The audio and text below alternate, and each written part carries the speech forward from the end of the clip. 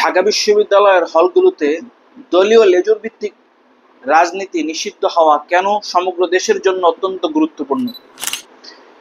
সম্প্রতি আমরা অনেকেই হয়তোবা জানি যে গতকালকে ঢাকা বিশ্ববিদ্যালয়ে বাংলাদেশ জাতীয়তাবাদী ছাত্র দল একটা হলের কমিটি দিয়েছিল। সেই কমিটির সদস্যদের নাম প্রকাশ্যে আসার পর থেকে সেই হলটি সহ অন্যান্য আরো বেশ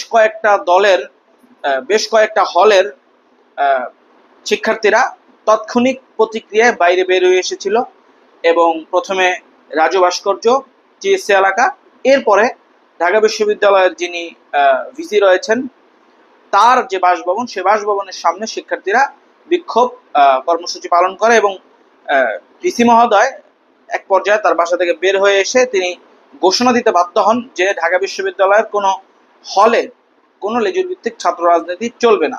সকল ছাত্র রাজনীতি গত বছর অর্থাৎ 2024 সালের জুলাইয়ে যে নিষিদ্ধ করা হয়েছিল 17 জুলাই, সেই নিষিদ্ধ অনুযায়ী এখনো এবং আগামীতেও হলগুলোতে ছাত্র রাজনীতি, লেজুর ভিত্তিক ছাত্র রাজনীতি নিষিদ্ধ থাকবে।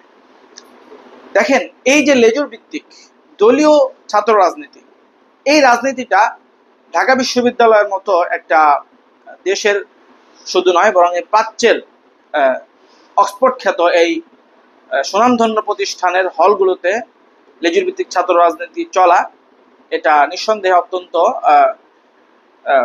দেশের জন্য ক্ষতিকর একটা বিষয়। ঢাকা বিশ্ববিদ্যালয়ের হলগুলোতে ছাত্র রাজনীতি চলা, লেজুর ভিত্তিক ছাত্র রাজনীতি চলা সমগ্র দেশের জন্য ভয়ানক একটা বিষয়। কিভাবে, এই বিষয়টাই একটু আজকে ব্যাখ্যা করার চেষ্টা করব। দেখেন, বাংলাদেশের যে ইতিহাস, এই ইতিহাসে বেশ কয়েকবার এটা প্রমাণিত হয়েছে যে ঢাকা বিশ্ববিদ্যালয় জাতি গঠনে অর্থাৎ দেশের পরিবর্তন সাধনে, দেশের ভাগ্য পরিবর্তনের ক্ষেত্রে তাদের বড় একটা ভূমিকা রয়েছে। 90-এর স্বৈরাচার বিরোধী আন্দোলনে ঢাকা বিশ্ববিদ্যালয়ের শিক্ষার্থীদের একেবারে সর্বাগ্রে ভূমিকা ছিল, বলা যেতে পারে মোক্ষম ভূমিকা তারাই পালন করেছে। এবং 2024-এ যে জুলাই গণঅভ্যুত্থান হয়েছে, সেই গণঅভ্যুত্থানেও ঢাকা বিশ্ববিদ্যালয়ের শিক্ষার্থীরাই সর্বপ্রথম এই আন্দোলনের যে চারা, সেই চারা বপন করেছিল। সেই বীজ ঢাকা বিশ্ববিদ্যালয় থেকেই মূলত রোপিত হয়েছিল। এবং ঢাকা বিশ্ববিদ্যালয়ের যেই শিক্ষার্থীরা, ঢাকা বিশ্ববিদ্যালয় থেকে যারা বেরিয়েছে, তারাই এই আন্দোলনের নায়ক হিসেবে পরিচিত। যেমন নাহিদ ইসলাম, হাসনাত আবদুল্লাহ, সার্জিস আলম, আসিফ মাহমুদ, সজীব ভুইয়া সহ আরো যারা রয়েছে। এমনকি বাংলাদেশের ইতিহাসের একেবারে তুখর, একেবারে প্রখর, একেবারে বিদগ্ধ রাজনৈতিক ব্যক্তিত্ব ঢাকা বিশ্ববিদ্যালয় থেকে জন্মেছে, এটা একেবারে ইতিহাস সাক্ষ্য। এখন এই ঢাকা বিশ্ববিদ্যালয়ের একটা বড় ভূমিকা দেশের এবং বিশেষ করে সরকারের উপর থাকে। ঢাকা বিশ্ববিদ্যালয় যদি কখনো সরকারকে চাপ দেয় কোনো বিষয়ে, তাহলে সরকার অন্যান্য চাপের তুলনায় এই চাপটাকে বেশি অনুভব করে এবং সরকার তাদের সিদ্ধান্ত পরিবর্তন করতে বাধ্য হয়। এটা বাংলাদেশের ইতিহাসে প্রমাণিত। দেখেন, এখন ঢাকা বিশ্ববিদ্যালয়ের যে শিক্ষার্থীরা থাকে, প্রায় অর্ধ লক্ষ শিক্ষার্থী, এই শিক্ষার্থীদেরকে যেই দলে ক্ষমতায় আসে, সেই দলের যে লেজুর ভিত্তিক ছাত্র সংগঠনটি থাকে, সেই ছাত্র সংগঠনের তুলবিবাহক হয়ে কাজ করতে হয়। তারা এই শিক্ষার্থীদেরকে, সাধারণ শিক্ষার্থীদেরকে তাদের দলীয় মিছিলে নিয়ে যায়, বিভিন্ন দলীয় কর্মসূচি তাদেরকে ব্যবহার করে এবং বিশেষ করে হল দখলগুলোর যে ঘটনা, এগুলো একেবারে ঢাকা বিশ্ববিদ্যালয়ের একটা রীতিমতো সাধারণ একটা বিষয় হয়ে দাঁড়িয়েছিল। এমনও শোনা যায় যে এই যে লেজুর ভিত্তিক যে ছাত্র সংগঠন যারা ক্ষমতায় থাকে, তাদেরকে যদি খুশি না করতে পারে, সন্তুষ্ট না করতে পারে, তাহলে মেধাবী শিক্ষার্থীরা হলে জায়গা করতে পারে না। এমনও কথা শোনা যায় যে বিশ্ববিদ্যালয়ের প্রথম বর্ষে শিক্ষার্থীরা হলে নাকি জায়গাই পায় না, রুমে, তাদেরকে বারান্দায় কিংবা বিভিন্ন একেবারে যেখানে শোয়া যায় না বা যেখানে অবস্থান করা যায় না, এমন অবস্থান অনুপযুক্ত জায়গাতে তাদেরকে দিন যাপন করতে হয়, তাদের পড়াশোনা চালিয়ে যেতে হয়। এটা নিঃসন্দেহে বাংলাদেশের একটা শিক্ষা প্রতিষ্ঠানের জন্য অত্যন্ত লজ্জাজনক একটা বিষয়। একটা শিক্ষা প্রতিষ্ঠান যেখান থেকে শিক্ষার্থীরা শিক্ষা গ্রহণ করে, শিক্ষার আলো সমগ্র পৃথিবীতে ছড়িয়ে দিবে, সেই শিক্ষা প্রতিষ্ঠানে, যে শিক্ষা প্রতিষ্ঠানটা সম্পূর্ণ সরকারের যে অর্থায়ন, সরকারের বরাদ্দকৃত অর্থায়নের মাধ্যমে যেটা পরিচালিত হয়, সেই শিক্ষা প্রতিষ্ঠানে যদি কেউ চান্স পায়, বিশেষ করে ঢাকা বিশ্ববিদ্যালয়, এখানে চান্স পাওয়া অত্যন্ত একটা টাফ বিষয়।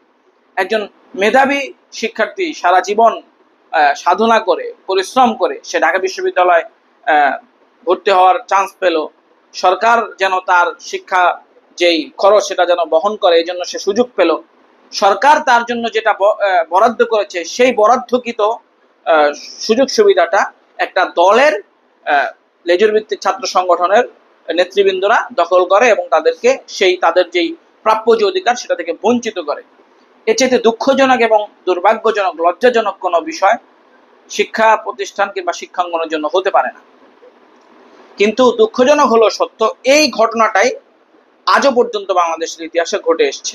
যেই দলই ক্ষমতায় এসছে, সেই দলের লেজুর ভিত্তিক ছাত্র সংগঠন সাধারণ শিক্ষার্থীদেরকে নিপীড়ন করেছে, তাদের দ্বারা সাধারণ শিক্ষার্থীরা নিপীড়নের শিকার হয়েছে এবং সাধারণ শিক্ষার্থীদেরকে তাদের হীন স্বার্থে ব্যবহার করতে তারা সক্ষম হয়েছে।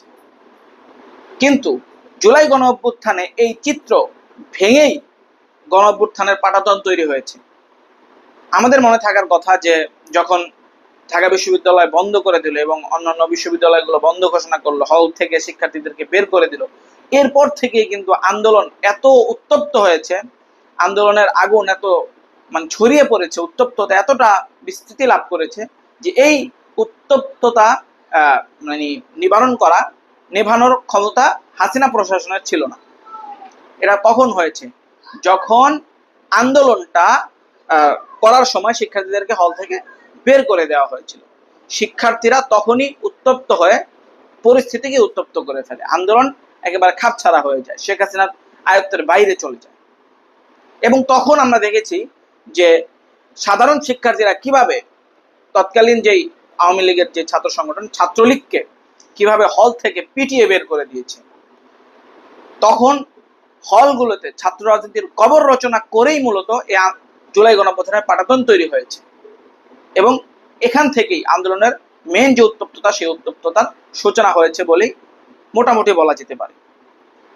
দেখেন তাহলে এই যে একটা সিস্টেম চালু হলো যে ঢাকা বিশ্ববিদ্যালয়ের হলগুলোতে কোনো রকম লেজুর ভিত্তিক ছাত্র রাজনীতি চলবে না, এই বিষয়টা অত্যন্ত উপকারী একটা বিষয় সাধারণ শিক্ষার্থীদের জন্য। যখন লেজুর ভিত্তিক কোনো ছাত্র রাজনীতি হলগুলোতে চলবে না, তখন হলে এসে কোনো দুর্বৃত্তরা, শিক্ষার্থী নামের দুর্বৃত্তরা সাধারণ শিক্ষার্থীদের উপর নির্যাতন করতে পারবে না, তখন সাধারণ শিক্ষার্থীরা সকলে মিলে প্রতিরোধ তৈরি করতে পারবে। কাজেই এটা যদি হয় তাহলে কোনো দল তাদের হীন স্বার্থে সাধারণ শিক্ষার্থীদের ব্যবহারও করতে পারবে না, সাধারণ শিক্ষার্থীদেরকে দমিয়েও রাখতে পারবে না। ফলে সাধারণ শিক্ষার্থীরা যদি দমে না থাকে, তাদেরকে যদি কোনো হীন স্বার্থে কেউ ব্যবহার করতে না পারে, তাহলে তারা দেশের যে কোনো কান্তি লগ্নে দেশের পক্ষে তারা অবস্থান করতে পারবে, তাদের যেই যার যার জায়গা থেকে তাদের যে অবস্থান সেটা তারা ব্যক্ত করতে পারবে। তারা দেশ রক্ষার জন্য, মানুষের স্বার্থ উদ্ধারের জন্য, দেশের স্বার্থ উদ্ধারের জন্য তারা তাদের জায়গা থেকে স্বাধীনভাবে তাদের ভূমিকাটুকু তারা রাখতে পারবে। আর তারা যদি সফলভাবে তাদের অবস্থান থেকে তাদের ভূমিকা রাখতে পারে দেশের পক্ষে, তাহলে দেশ বলা যেতে পারে অনেকটা পরিবর্তন হতে বাধ্য। দেশ পরিবর্তনে ঢাকা বিশ্ববিদ্যালয় অনেক বড় একটা স্টেক হোল্ডার, কিন্তু এই বড় স্টেক হোল্ডারকে তার যে দায়িত্ব দেশের কান্তি লগ্নে পালন করা দরকার, সেই দায়িত্ব তাদেরকে পালন করতে বাধা দিয়ে রাখে এই লেজুর ভিত্তিক ছাত্র রাজনীতির কারণে। এই লেজুর ভিত্তিক ছাত্র রাজনীতির সংগঠনগুলো এই সাধারণ শিক্ষার্থীদেরকে তাদের ভূমিকা পালন করতে বাধা দিয়ে রাখে। এমনটাই বাংলাদেশের ইতিহাস শুরু থেকে এখন পর্যন্ত চলে আসছে। এই জিনিসটা ভেঙেই জুলাই গণ অভ্যুত্থান সংগঠিত হয়েছে এবং এই জিনিসটাকে সামনে অব্যাহত রাখতে হবে যদি দেশকে স্থিতিশীল পরিস্থিতির দিকে নিয়ে যাওয়া যায় এবং দেশকে যদি উন্নত সাধন করতে হয়।